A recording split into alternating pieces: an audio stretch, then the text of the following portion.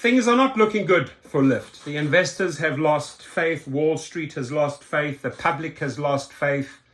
You got a bunch of trash executives at the top that truly don't know what they're doing. They are mistreating their drivers, and it's just chaos. And my theory is they're running out of a lot of money. So why is it that Lyft earnings call results, why the stock sank after delivering, good news? They're always like, oh, we have some good news. Well, is it truly good news? Or how are the investors, how is Wall Street, how are the banking people, interpreting that good news? Let's just listen to this. It's rather interesting. It's quite a long video, by the way. When you stay at a Vrbo vacation home, the host doesn't stay with you.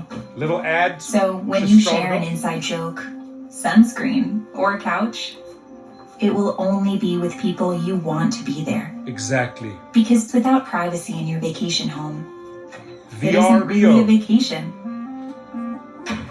Is it? Is it? Only whole vacation homes. Always private. Book on the Vrbo app.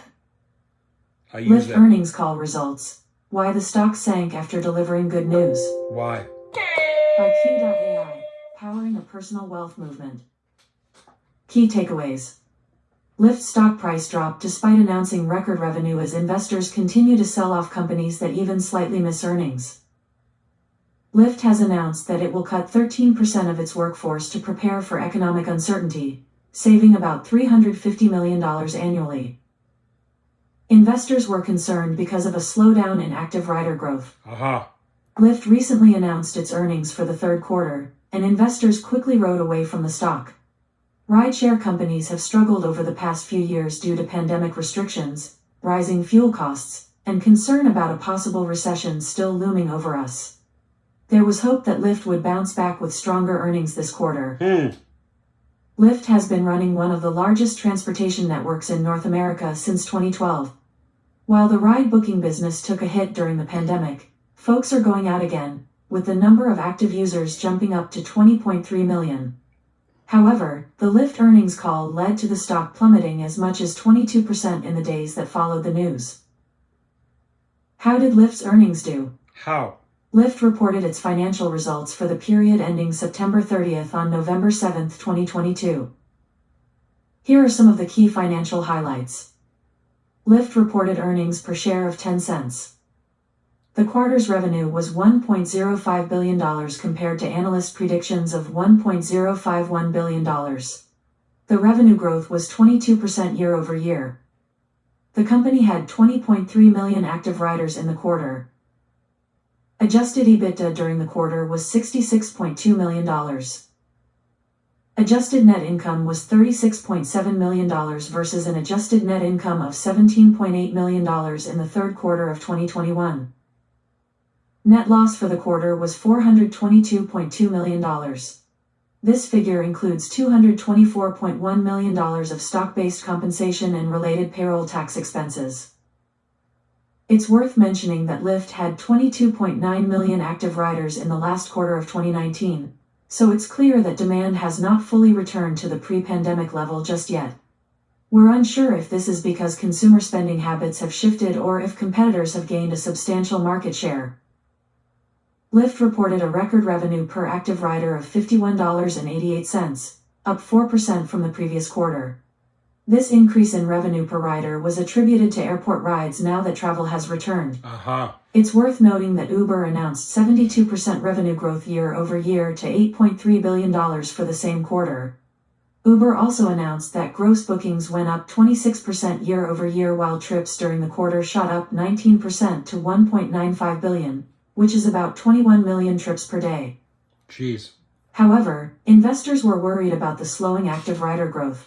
The company has struggled to return to the number of active riders they had in 2019. The growth rate was at 31.9% for the first quarter, then 15.9% for the second quarter, and now the most recent rate is at 7.2%. At the same time this year, the growth rate was 13.7%.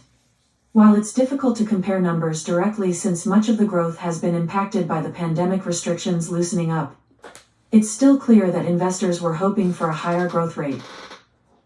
This figure is important to investors because for revenue to increase, the company needs more users on the app. Correct. There are fears that users won't be using ride-hailing apps if they fear that a recession is on the horizon. Why did Lyft shares drop after the positive report? You would think that reporting record revenue would be a positive sign, but the Lyft share price dropped almost 23% in the days following the report. Here are some of the possible reasons for why Lyft stock sank even further. Results were below analyst estimates. The main reason for the drop in share price was that the markets aren't rewarding slow growth, as some companies have struggled to beat analyst estimates. Even though Lyft generated $1.05 billion in revenue, this was a slight miss from the estimates of $1.05 billion. One would think such a tiny miss wouldn't make such an impact, but the markets have been highly volatile in 2022, with wild fluctuations on any news. It also seems like investors are quicker to sell stocks tied to consumer spending with the fears that high inflation is leading to a recession. The competition is performing better. The results from Lyft didn't look so strong compared to Uber's recent earnings report. There we go. Uber announced that sales for the third quarter went up 72% to $8.34 billion, which exceeded analyst expectations of $8.1 billion. Uber's monthly active users also rose to a new high of 124 million, with 22% more people taking ride-hailing trips for the quarter. Lyft is done. It's worth noting that Uber also offers food delivery services that help contribute to its revenue. Rising fuel costs are impacting profits. It's impossible to assess the ride-sharing industry without discussing increased gas prices due to global supply issues. Thank you. It was announced back in March that both Uber and Lyft were adding a fuel surcharge. The Russian invasion of Ukraine impacted gas prices, and Lyft added a 55-cent surcharge to all rides for the 60 days. Gas prices have been fluctuating since, and we can't ignore the importance of fuel prices on ride-sharing profits. What's next for Lyft? Lyft was one of the businesses most impacted by pandemic restrictions because people were essentially ordered to stay home, which significantly dropped the demand. With restrictions loosening up, people are attending more events and using ride booking services to get around. Here's what the company expects to report for the fourth quarter of 2022. Revenue between $1.145 billion and $1.165 billion. Revenue growth of 9 to 11% quarter over quarter and 18 to 20% growth year over year. Adjusted EBITDA between $80 million and $100 million. The company is expected to cut about $350 million from annual spending. Here are a few considerations for Lyft moving forward. Is Lyft recession-proof? When we looked at recession-proof industries in the past, it was clear that transportation companies are essential because consumer goods still need to be delivered. However, there's uncertainty regarding how a ride-hailing company would perform during a recession because people may think twice about going out for social reasons. We can only speculate that any company relying on consumers spending their discretionary income would suffer during a recession. Lyft is laying off staff. In an attempt to improve its profitability, Lyft is laying off 13% of its workforce. The company announced that it would be slashing about 700 people from the workforce. The company has cited economic uncertainty as the main reason behind these cuts. This has led to concerns over if the company sees business slowing down. Lyft executives responded by stating that the cost-cutting measures were being done in order to put the company in a position of maximum flexibility so that they can handle whatever may happen in 2023. Unfortunately, Lyft isn't the only company that has announced significant job cuts. Many giant tech companies have announced layoffs as we brace for a possible recession to hit in 2023. We will see if more layoffs are to come. It's coming. What's happening with Lyft stock? Lyft stock is down 75% for the year, closing last week at $11.14. While many other tech companies have experienced steep share price declines, this isn't something we can ignore. It's evident that investors will be reacting unfavorably to any earnings misses, as slow growth isn't good enough.